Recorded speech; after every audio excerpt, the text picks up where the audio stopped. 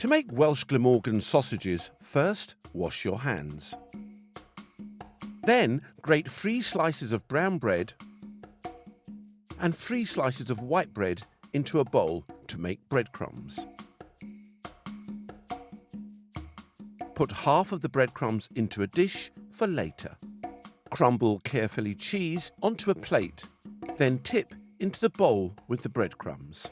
Take 2 sprigs of curly parsley, pull off the leaves and carefully chop them up in a mug, then add to your bowl. Crack 2 eggs, check the shell, give them a mix, and then add to the bowl as well. Don't forget to wipe your hands after touching raw egg.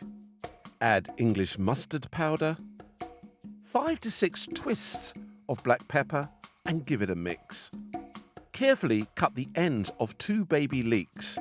Cut them into small pieces and add to the bowl. Mix it, mix it, mix it. Gently press everything down. Take out a handful, split in half, then squeeze, shape and roll each half into a sausage shape. Do the same with the rest of the mixture until you have 8 sausages. Cover with foil and pop them in the fridge to chill. Add flour to another dish. Then crack 2 more eggs into a mug. Check for shell, give them a mix and tip into another dish. Don't forget to wipe your hands after touching raw egg. Take the sausages out of the fridge when they're firm. Coat each with flour, egg and breadcrumbs.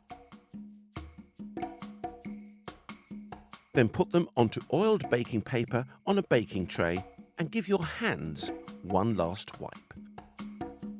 Use a pastry brush to brush each sausage with olive oil and ask a grown-up to put them in the oven for you.